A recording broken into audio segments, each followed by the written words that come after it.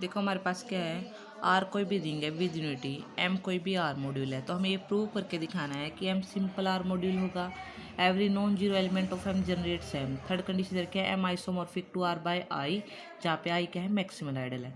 यानी कि हम पहले ये लेके चलेंगे एम सिंपल है और हमें ये प्रूव करके दिखाना है कि एम के अंदर जो नॉन जीरो एलिमेंट्स हैं वो क्या करें, एम को जनरेट करें। ये हमें प्रूव करके दिखाना है।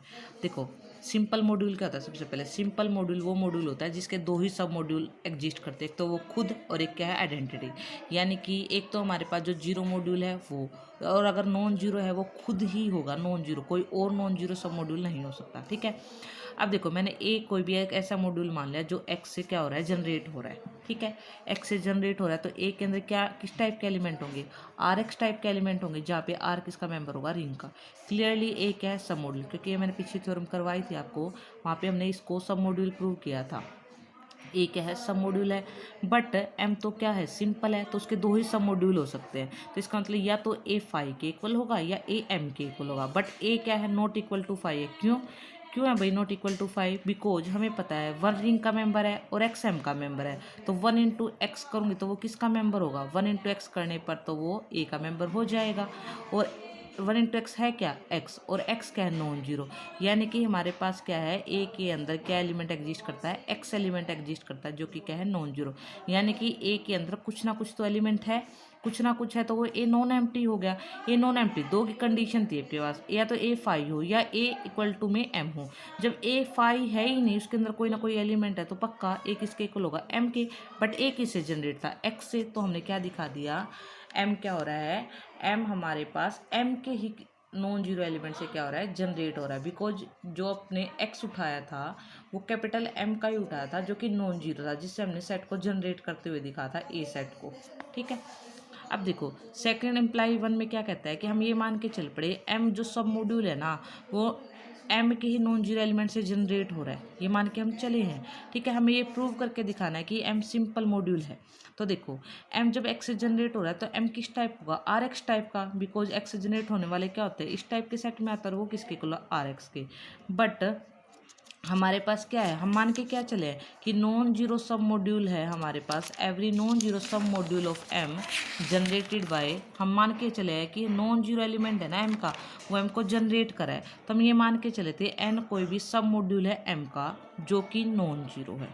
क्या मान के चलते, एन कोई भी सब मॉड्यूल मान के चले थे एम का जो कि कैसा है, नॉन जीरो है। इसका मतलब क्या है, एन के अंदर कोई ना कोई एलिमेंट ऐसा है जो कि कैसा है, नॉन जीरो। अगर एलिमेंट सारे ही जीरो होते तो एन सिंगलटन जीरो के इक्वल ना होता।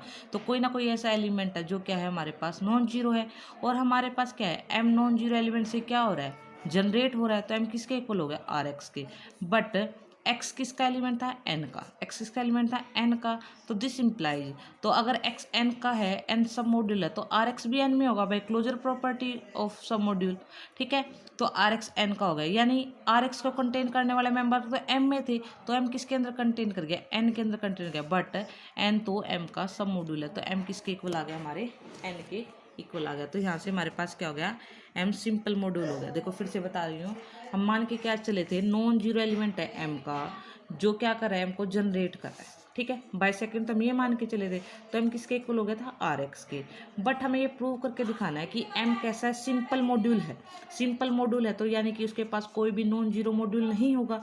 तो मान के चल पड़े एन उसका कोई भी हमारे पास क्या है, नॉन जीरो सब मॉड्यूल है। अगर नॉन जीरो तो उसके पास कोई ना कोई नॉन जीरो एलिमेंट भी होगा। बट फिर मैंने देखा अगर तुम एक्स एन का नॉन जीरो एलिमेंट उठा रहे हो तो एन सब मॉड्यूल है, तो सेकंड प्रॉपर्टी से आर एक्स एन में चला गया। बट तुम डिफाइन तो ये करके एम आर एक्स के इक्वल है, तो पूरा का पूरा एम किस में चला गया, हमारे एन में चला गया। क्योंकि यहाँ पे रिंग का मेंबर कोई भी हो सकता है ना, तो यानी कि अगर मैं रिंग के मेंबर को चेंज करती रहूँ तो ये पूरा का पूरा एम आता रहेगा, तो किस में कंटेन कर गया, एन में। बट एन क्या है, एम का सब मॉड्यूल है, तो दोनों प्रॉपर्टी से एम किसके इक्वल आ गए, एन के। यानी कि जो आप नॉन जीरो सब मॉड्यूल मान के चले थे ना, उसको हमें क्या प्रूव करना चाहते हैं, हम यही प्रूव करना चाहते थे कि वो एम के इक्वल आ जाए। अगर वो एम के इक्वल नहीं आता तो एम सिंपल भी नहीं होता। तो इसका मतलब क्या है, कोई भी नॉन जीरो सब मॉड्यूल अगर आप लेते भी हो ना, तो वो हमारे पास अगर आप एम के इक्वल प्रूव कर देते हो, तो इसका मतलब क्या है, जीरो सब मॉड्यूल तो है लेकिन जितने भी नॉन जीरो सब मॉड्यूल है सारे एम के इक्वल है। तो अगर ऐसा दिखा पाते तो एम कैसा हो जाएगा, सिंपल।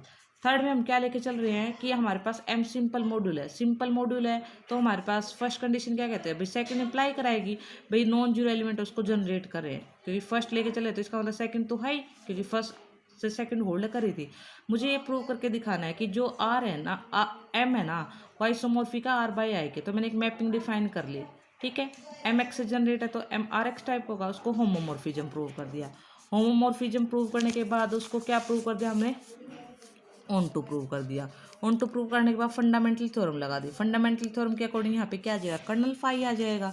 कर्नल फाई को मैंने आई लेट कर लिया, तो इसका मतलब आर बाई आई एम के इक्वल आ गया। बट आई को मुझे मैक्सिमल दिखाना है, तो देखो हमें आई को मैक्सिमल दिखाने के लिए मैंने क्या किया, मैक्सिमल लेफ्ट आइडियल दिखाना है। तो मैंने मान लिया कि जितने भी आइडियल्स हैं ना, जे उनमें से कोई भी एक लेफ्ट आइडियल है, सच दैट अगर जे छोटा हो गया आई से तो आई मैक्सिमल हो जाएगा। बट मैं मान के चल पड़ी नहीं, अपोजिट है भाई, आई से बड़ा कोई और लेफ्ट आइडियल है जो आर और आई के बीच में एग्जिस्ट कर रहा है, ठीक है।